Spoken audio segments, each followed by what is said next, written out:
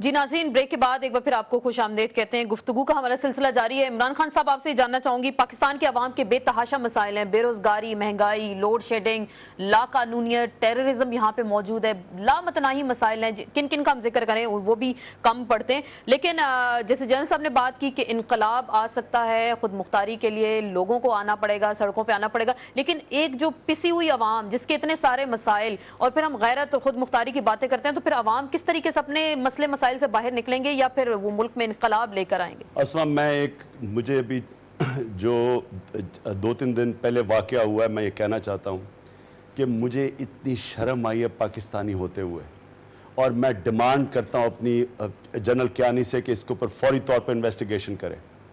5 लोग चेचन मारे इन्होंने, 3 औरतें थी बीच में से।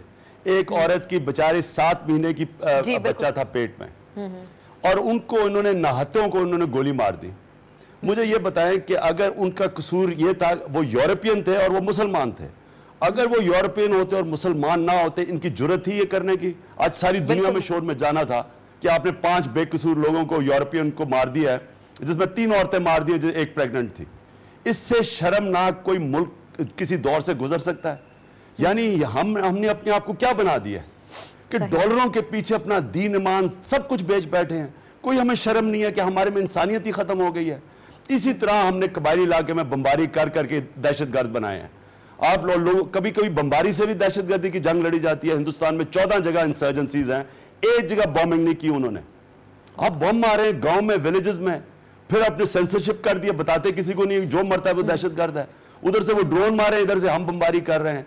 मैं ये आपको कहना चाहता हूं कि पाकिस्तान में अगर हमने नया दौर ना आया, ऐसा पाकिस्तान नहीं सर्वाइव कर सकता। तो कैसा मुल्क है ये? आजादी अंग्रेज के जमाने में ऐसा जुल्म नहीं था। जो जैसे मिस्र, ट्यूनिस में इनकलाब आया, कि पाकिस्तान में भी ऐसे ही होगा? मेरे से पूछिए इमरान खान साहब। देखें असबा, चेंज को तो कोई रोक नहीं सकता पाकिस्तान में। इनकलाब तो आना है, फैसला ये करना है कि खूनी इनकलाब है या बैलेट के जरिए आना है, बस ये है। जनरल साहब ने तो बैलेट का जिक्र किया, वोट का जिक्र किया कि वोट बैलेट, अगर तो देखे ना, बैलेट से इनकलाब पहले आ ही नहीं सकता था। इन्होंने सारों ने मिलकर मैच फिक्स किया हुआ था। 45% वोट तो जाली है। 3 करोड़ 70 लाख जाली वोट है, और 3.5 करोड़ नौजवानों की वोट रजिस्टर्ड ही नहीं है। तो इनको हरा ही नहीं सकता। इन्होंने तो अपनी पिच पे अंपायर मिला के मैच खेलने हैं। इसलिए हम सुप्रीम कोर्ट में गए हुए हैं कि सही माने में इस मुल्क में साफ और शफाफ इलेक्शन करवाएं।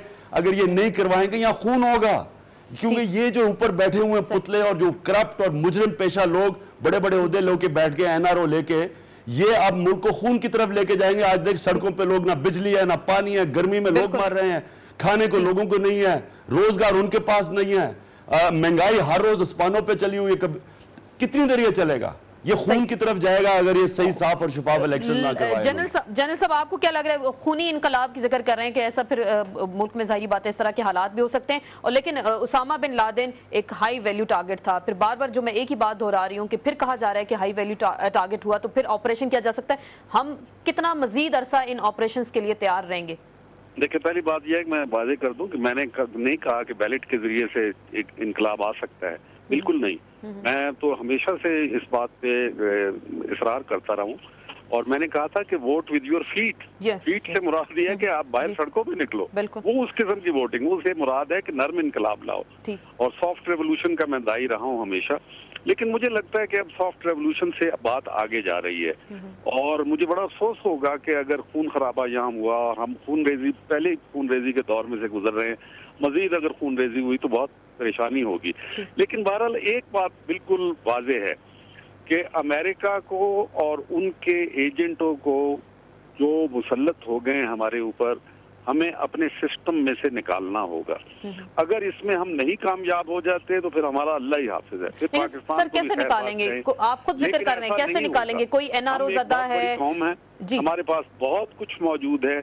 अगर हम अपने कदमों के ऊपर पूरे कद के साथ खड़े होने की कोशिश करेंगे मिन हैसुल कौम, तो हम इंशाल्लाह इन सारी बीमारियों से निजात हासिल सर, आप तो जिक्र कर रहे हैं मिन हैसुल कौम, हम अगर खड़े हो जाएं, लेकिन आप क़यादत की भी अगर बात करें, और खुद ही रेफरेंस हम देते हैं कि कोई एनआरओ ज़दा है, कोई किस तरह की अपोजिशन का किरदार अदा कर रहा है, किसी के अपने मफादात हैं, तो फिर इस तमाम चीज़ों में फंसी हुई कौम कैसे बाहर निकल सकती? आप इनकलाबों की तमाम दास्तान पढ़ें, फ्रांस के इनकलाब से लेके ईरान के इनकलाब तक कोई की आदत नहीं थी। اور ہمارے پاکستان بنانے میں بھی کوئی قیادت نہیں تھی. خیال پہلے آ گیا تھا 1930 سے لے کے 1937 تک آپ کو قائد ہی کوئی نہیں مل رہا تھا, اور جب 1937 میں قائد اعظم تشریف لائے, میدان میں اترے, تو اس کے بعد ساری چیز تبدیل ہو گئی. تو میں نہیں سمجھتا کہ یہاں پہ قائدین کی ضرورت ہوتی ہے, بلکہ قوم کے اندر ایک خود آرزو اور ایک شدت کے ساتھ تڑپ پیدا ہونے کی ضرورت ہے, اور وہ ہو جائے گی, کیونکہ ابھی لوگوں کا سانس گھٹنے لگا ہے. خدا نہ خواستہ ان کے بچے ان کے ہاتھوں میں جب دم توڑنے لگے تو اس کے بعد ان کے پاس کوئی راستہ نہیں رہ جائے گا, یہ خود ہی بازار میں نکلیں گے اور سڑکوں پہ نکل کے اور فیصلہ کر ڈالیں گے.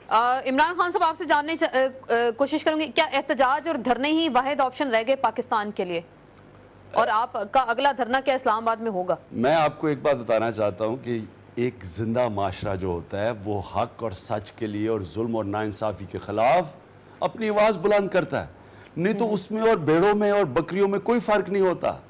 جب آپ تماشا دیکھتے ہیں کہ ہر قسم کا ظلم ہو رہا ہے, میں آپ کی جو چیچنز کی کیوں بات کر رہا ہوں کہ کتنی شرم کی بات ہے کہ کیا ہم آپ چھوڑیں کہ جمہوریت سب کچھ چھوڑیں, انسانیت ہی ہمارے میں ختم ہو گئی ہے.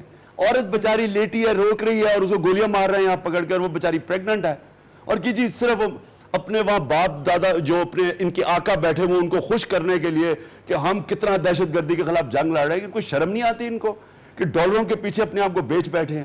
میں آپ کو سیدھی آپ کو بات بتاتا ہوں, میں اس پاکستان میں کبھی بھی اتنی ذلت فیل نہیں کی جو آج میں کر رہا ہوں.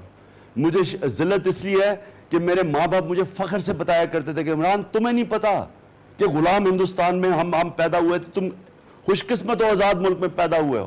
میں آپ کو یقین دلاتا ہوں کہ اس غلام ہندوستان میں انسانوں کے زیادہ حقوق تھے جو آج اس پاکستان کے اندر ہے. یہاں آخری بات, اگلا دھرنا آپ اسلام آباد میں جائیں, کیونکہ طاقت کا مرکز تو اسلام آباد میں ہی ہے, اور یہاں مطالبات اگر منوانے ہوں تو پارلیمنٹ ہاؤس کے آپ سامنے بیٹھ سے تو دھرنے ہوتے ہیں. آپ اگلا دھرنا اسلام آباد میں دیں گے؟ میں آپ کو یہ یقین دلا دوں کہ یہ اب گاڑی رکنے نہیں لگی. آج انشاءاللہ بھی چند گھنٹوں میں آپ کے سامنے یہ اعلان کریں گے, ہم نے پورا فیصلہ کیا ہے. وہ میں کیونکہ دھرنے میں فیصلہ دینا چاہتا ہوں اس لیے میں ابھی اعلان نہیں کروں گا, لیکن ابھی ہم رکنے نہیں لگے. میں اپنی قوم کو یہ کہنا چاہتا ہوں, ہم فیصلہ کر بیٹھے ہیں کہ ان غلاموں, ان کرپٹ مجرموں, یہ جو ایک جعلی پارلیمنٹ, جعلی جمہوریت, جعلی لیڈرشپ, جعلی ڈگریز والی, ہمیں یہ تسلیم نہیں ہے. اب ان سے کوئی امید نہیں لگا جا سکتی. اور جعلی اپوزیشن بھی جعلی ہے, ہر چیز جعلی, یہاں پہ ہر چیز جعلی آپ کو نظر آ رہی. جنرل صاحب آخری سوال آپ سے, آپ ہمیشہ ایک بات کرتے ہیں کہ افغانستان میں امریکنز آئے اور اگلا نشانہ ان کا پاکستان ہے, پھر اس نشانے سے اب پاکستان کیسے بچے گا؟ ابھی تو بچ گیا, کیونکہ شکست ہو گئی امریکہ کو. الحمدللہ آپ دیکھیں گے ان قریب وہاں سے بھاگیں گے, اور یہ باتیں کرنے کی ہوتی ہیں, ہم یہ کر دیں گے وہ کر دیں گے, لیکن جو میدان جنگ میں فیصلے ہو جایا کرتے ہیں, اور ہم جانتے ہیں کہ جب افغانستان میں جب کبھی بھی فیصلہ ہوا ہے تو پورا جو ساؤتھ ایشیا اس سے پوری طریقے سے متاثر ہوتا ہے. اب ایک نیا دور, ایک نیا آغاز ہونے والا ہے. آپ کو اس نظام کو بدلنا ہے, الیکشن کے ذریعے سے نہیں بدلا جائے گا. میں پھر سے عمران خان صاحب کو بھی کہتا ہوں, باقی لوگوں کو بھی کہتا ہوں کہ آپ ابھی انقلابی کیفیت پیدا کریں اور نظام کو بدلیں. اب شخصیات بدلنے سے کام نہیں بنے گا.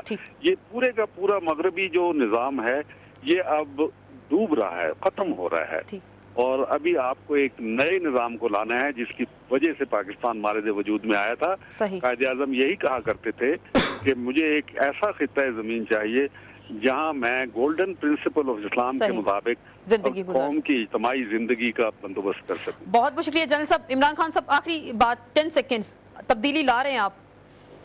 آسمائیں, اللہ نے ہمارے ہاتھ میں صرف کوشش دی ہے, اور وہ کوشش میں آخری گیند تک میدان میں بھی لڑتا تھا, کرکٹ میں بھی آخری گیند تک اب بھی مقابلہ کروں گا.